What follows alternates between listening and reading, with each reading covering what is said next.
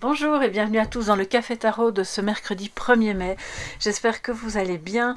Un tout grand merci pour votre présence et voilà, pour vos chaleureux messages chaque jour sous les vidéos. Je suis vraiment très contente et j'ai beaucoup de gratitude à votre égard parce que j'ai de la chance d'avoir une belle communauté. Alors les amis, on va aujourd'hui découvrir les messages avec le tarot, le Encore Tarot de Marchetti, oui, Ciro Marchetti. L'oracle de Marseille pour clarifier, voilà, pour on va dire donner plus de messages comme tous les jours, et puis l'oracle du chaman en message de sagesse. C'est parti, installez-vous. Merci de vous abonner si ce n'est pas encore fait, ça soutient super bien la chaîne.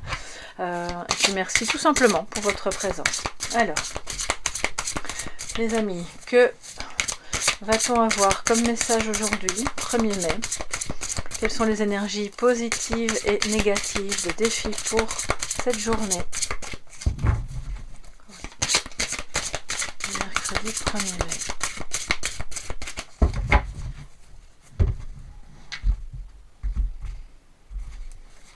Alors, en positif, nous avons le pape. Alors le pape est arrivé à l'envers, mais il est en positif, donc il n'y a pas, voilà, il n'y a pas de souci. C'est une situation qui est occupée à s'arranger, on va dire ça comme ça. Peut-être que si vous êtes enseignant, ça vous concerne. Il y a un beau projet en cours, peut-être avec vos élèves, ou peut-être pour votre formation, si vous êtes occupé à vous former pour devenir enseignant dans quelque chose, une branche, quelle qu'elle soit.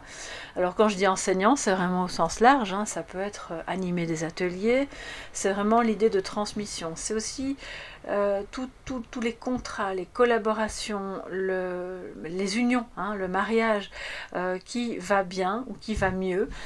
Donc c'est en positif, c'est vraiment très bien. Le pape est arrivé en négatif, donc ça veut dire que peut-être vous sortez justement, il est arrivé en négatif, enfin, je veux dire il est arrivé dans la maison positive mais à l'envers.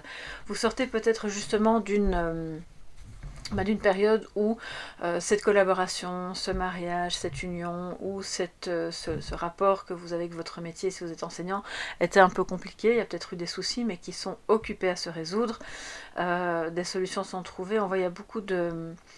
C'est aussi quelqu'un de très expérimenté, sur qui vous pouvez compter, qui va pouvoir, alors non pas vous dispenser tout son savoir façon vieille école justement, mais plutôt à l'aide de, voilà, un petit point de vue par-ci par-là, en vous écoutant plus qu'autre chose, cette personne va pouvoir vous aider si vous avez besoin d'un soutien ou d'un éclairage sur une question. Alors... le 4 de coupe en négatif, donc en défi. Alors d'une part, bon, il y a deux possibilités aujourd'hui. Soit vous avez du mal à accepter, voilà, l'amour, l'affection de quelqu'un, voilà, ou d'un ensemble de personnes s'il s'agit plus de la famille. Soit c'est l'inverse, hein, c'est vous qui êtes occupé à essayer de donner, de transmettre, de rétablir un lien, et on a de l'autre côté quelqu'un qui est pas trop réceptif. Sachez aussi que l'autre possibilité, c'est, voilà, on a du mal à accepter que c'est un moment d'arrêt, qui est peut-être nécessaire, qui est dévolu à l'introspection. Et puis de nouveau, peut-être que vous considérez que ce moment d'arrêt, qu'il soit dans le domaine sentimental ou dans une relation où manifestement il y a une hésitation. Pour moi, il y a une hésitation et on a un des deux protagonistes qui n'est pas trop d'accord d'attendre plus longtemps. Alors le défi aujourd'hui, du coup, ça va être ça. Soit on accepte de faire une pause si la pause est nécessaire et puis d'essayer d'y voir plus clair, soit si cette pause dure depuis trop longtemps et les hésitations entre les deux, mon cœur balance, commencent à vous peser, c'est de parvenir à passer au-dessus et à un moment donné mettre un cadre en fait et à se dire bon ben on va pas rester encore 15 ans dans des hésitations comme ça, parce que je ressens l'énergie d'une personne qui trouve des prétextes pour ne pas se positionner. Et donc oui, quand on aime vraiment quelqu'un, Il peut y avoir des difficultés à se retrouver, à se rencontrer, ça peut être géographique, ça peut être, voilà, situation actuelle compliquée, mais c'est une explication qui n'est valable que pendant un temps déterminé et qui ne peut pas être éternelle. Et si cette personne joue constamment, depuis des mois ou des années, sur la corde sensible, avec mais tu sais, je ne sais pas, c'est difficile, laisse-moi encore du temps, attention à ça aussi, voilà, parce que ce genre d'hésitation est un écran en fait, ce sont des prétextes qui forment comme un écran à la réalité, qui est que cette personne n'a pas envie de se positionner en votre faveur. Et alors je parle de sentimental, ça peut très bien être dans un autre domaine, bien entendu. Donc voyez un petit peu où ça se situe. Alors on va prendre l'oracle de Marseille pour compléter. Maintenant vous avez peut-être les deux ici, les deux énergies qui se rejoignent, et vous avez peut-être une difficulté, vous ou quelqu'un que vous connaissez bien, à vous décider sur est-ce que je peux accepter cette main tendue?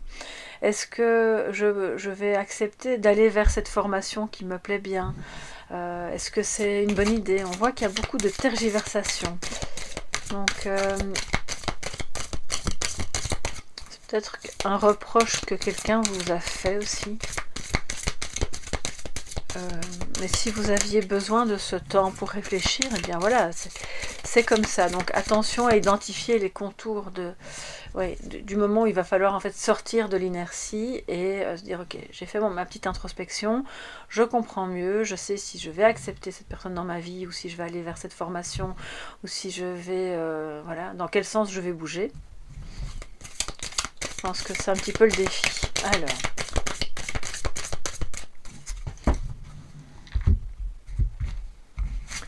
qu'avons-nous en complément? L'orateur, les croyances, bon, avec le pape, on est un petit peu dans le domaine, et le soleil, très bien, donc ce sont de belles énergies qui... l'orateur, il me fait un petit peu penser aussi à un mélange entre le pape et le battleur qui va communiquer. Donc aujourd'hui, pour moi, il y a des communications, beaucoup de communications. On discute de ce en quoi on croit.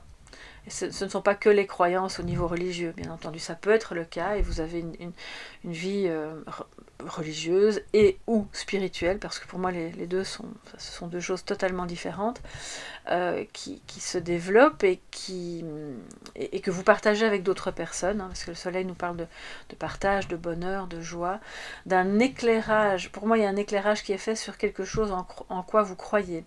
C'est ce qui va vous permettre de sortir de l'inertie, de prendre une décision, de la communiquer.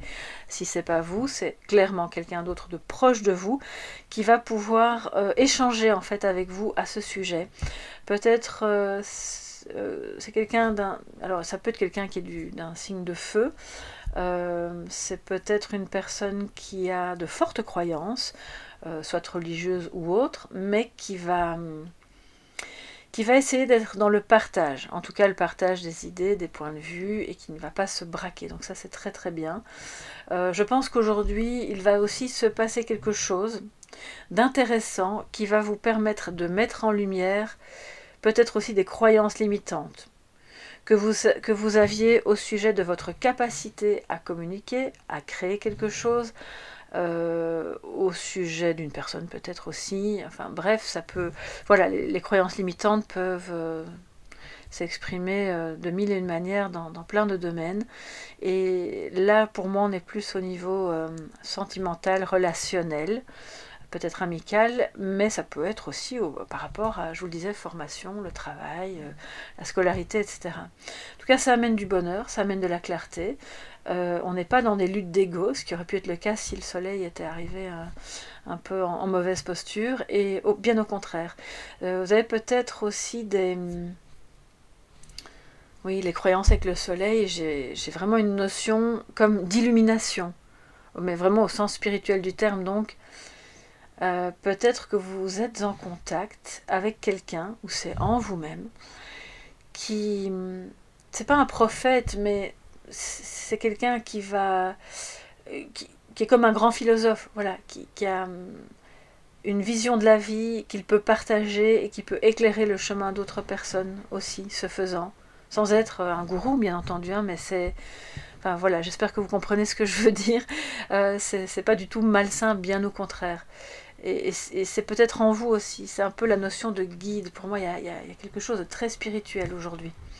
Vous êtes guidé, vous comprenez, à l'écoute de ce que vous entendez, que il ne s'agit pas seulement d'une croyance lambda, c'était bien quelque chose de réel qui existait et qui était là pour vous guider.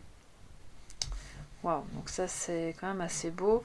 Sachez que d'un point de vue plus concret, plus voilà, matériel, pour la vie de tous les jours et vos projets, là on a clairement des personnes qui sont conquises par vos idées.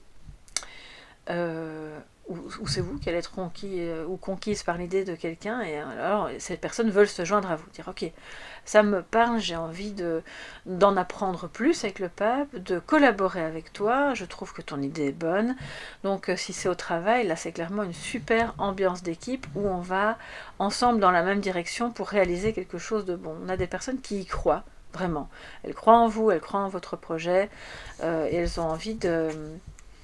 je dirais même de le partager avec d'autres, de diffuser, ouais, avec le soleil. Alors, quel est le message de sagesse?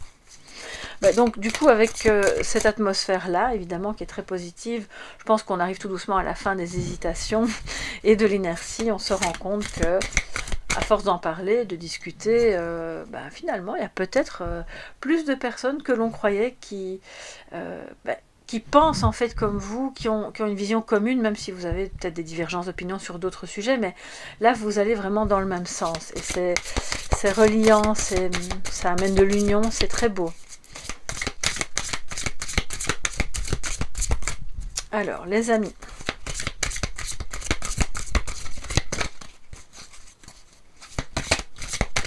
qu'est-ce qu'on a comme message de sagesse pour ce mercredi 1er mai?